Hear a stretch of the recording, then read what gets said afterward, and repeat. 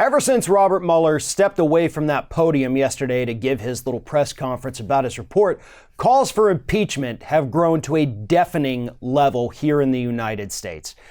Democrats, including some more centrist establishment-type Democrats, are now out there saying Nancy Pelosi, Speaker of the House of Representatives, third in line for the presidency, you've got to move forward with impeachment.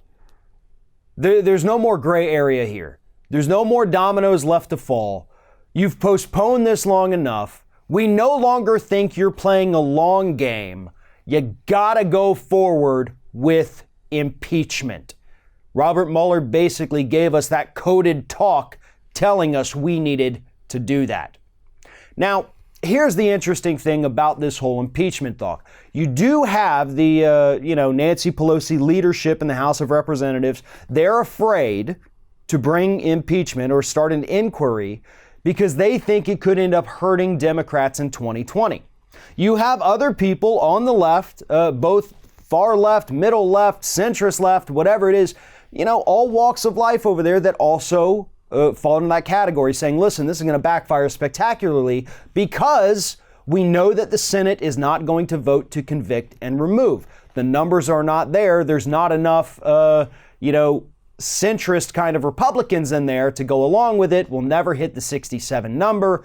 Why even bother? Because this is a big waste of time and it's going to make Democrats look foolish. It's going to turn off moderate voters. They already don't like Trump, but if you go after this and then he's not convicted, they're going to maybe like him a little more. And to all of that, and I understand those are decent reasons. I don't necessarily disagree with you, except that the history disagrees with you. And that's the problem.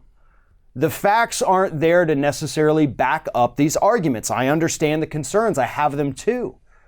But if we look historical on this issue, if we go back to the 2000 election, 44% of voters said that the impeachment of Bill Clinton weighed heavily on their minds and helped to influence their vote in the 2000 election.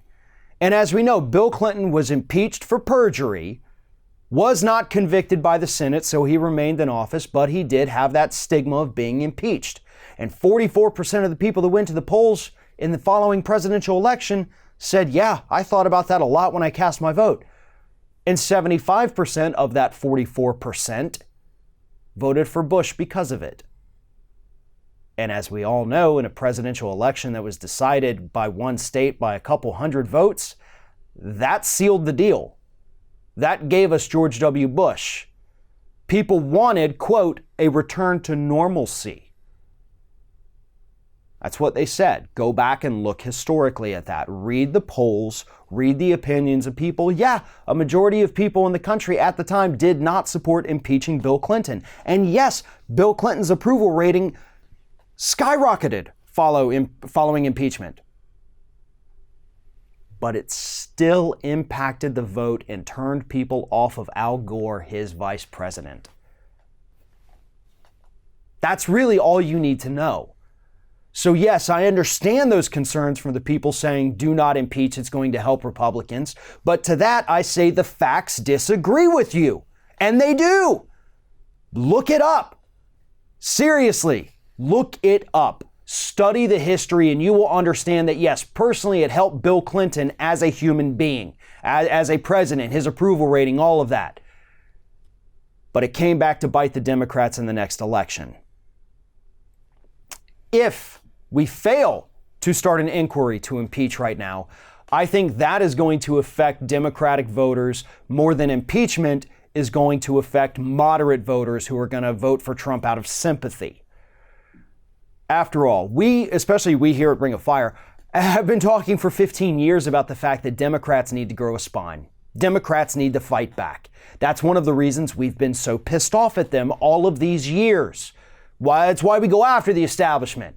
Because they're too willing to make compromise with Republicans to lay down and let the big banks roll all over them. They're not progressive enough and they're not fighting enough. And here they have an opportunity to fight. And I am never going to tell the Democrats to back down from a fight when it's a fight that needs to be had. And this is a fight that needs to be had. And the American voters who sent a majority of Democrats into the House of Representatives in 2018 will reward you for it. They want that return to normalcy. They understand Trump won't get removed from office.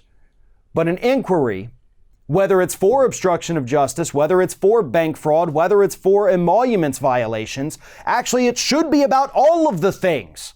Lump it all in together and let the public know how many times, how frequently, and in how many different areas Donald Trump has broken the law. And I promise you that is going to help Democrats rather than hurt them. Thanks for watching, everybody. And don't forget, if you like what you see here, like, comment, share, and subscribe to our channel. And now you can also become a member of Ring of Fire and get exclusive early access to certain Ring of Fire videos all throughout the week. Just click on the little join button right below the video.